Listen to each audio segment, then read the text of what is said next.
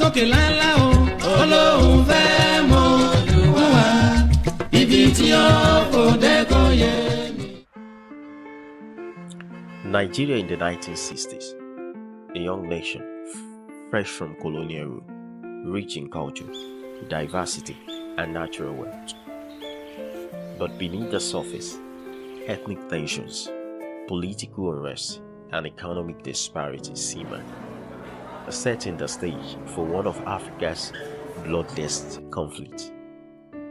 An estimated 1 to 3 million people would perish. The seed of this tragedy was sown in the fractured political landscape left by British colonial rule, which exacerbated divisions between the Hausa, Fulani, Yoruba, and Igbo peoples after Nigeria's independence in 1960. These tensions boiled over in 1966 with a series of military coups. The January coup, perceived by many as Igbo-led, resulted in the deaths of key northern leaders, igniting deep mistrust. This was followed by July counter coup led by northern and western officers, bringing General Yakubu Gowon to power. Then came the horrific massacres of 1966.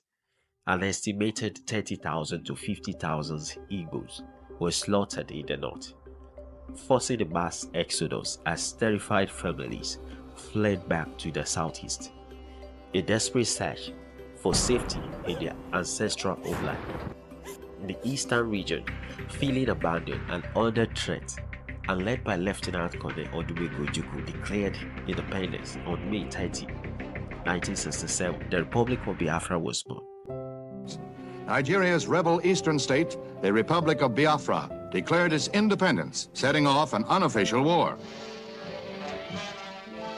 Even women leave their homes and jobs to volunteer for military service.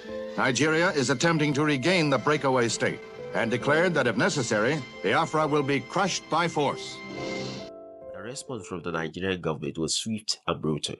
As buses line up to carry civilian volunteers to Nigerian army recruiting centers, some 10,000 citizens answered their government's call to arms. On July 6, 1967, war broke out.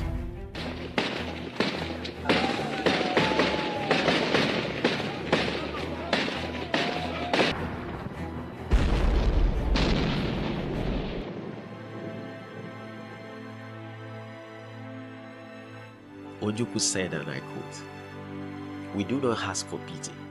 Rather, we proclaim with pride the inevitability of a struggle, the indestructibility of a people, and the assured finality of a success.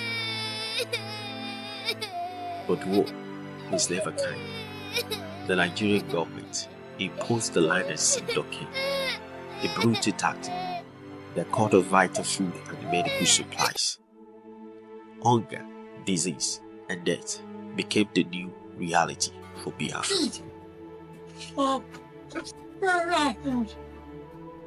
Everything in a can. Things like that. But you guys didn't want to eat over here. Horror indeed, because it is something that is not supposed to be witnessed by people in any form.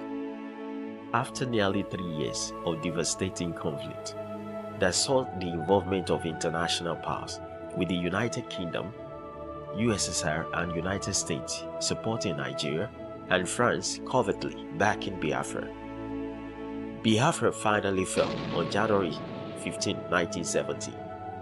General Yakubu Gowon announced the war ends with the famous words, "No victor, no vanquished." But the scars remained. Over 1 million Biafrans, mostly children, had perished, primarily from starvation and disease. And no, the guns fell silent. The wounds of the war never truly healed. The Black Scorpion, Benjamin Adekunle, was a key commander on the Nigerian side, a figure who became synonymous with the federal offensive. The tragic chapter of violence is just ended. We are at the dawn of national reconciliation. Once again, we have an opportunity to build a new nation. Decades later, the echoes of Biafra persist. The struggle for ethnic identity, economic equality, and justice continues to shape Nigeria's political landscape. The fact that the Niger Delta, which held 60% of Nigeria's oil reserve, was central to Biafra's desire for self-determination highlights the resource control issue that remains relevant today. To some, Biafra is a closed chapter. To others, fueled by memories and sense of injustice, is an unfinished story. Biafra lives. Ultimately, the lessons of the Biafran War underscore the enduring need for peace and understanding within Nigeria. It is another step to put the unsavory past behind us. There may be more of such acts of reconciliation in the future. The past is never dead. It's not even past. Do you think Nigeria has truly healed from the Biafran War? Do you think the Igbos have legitimate grounds to be aggrieved? Do you think it's fair to keep Nnamdi Kanu? Let's discuss in a comment below. And if you found this video insightful, please like, share, and subscribe to Heritage Niger Official for more exploration into Nigeria's rich history. Thank you.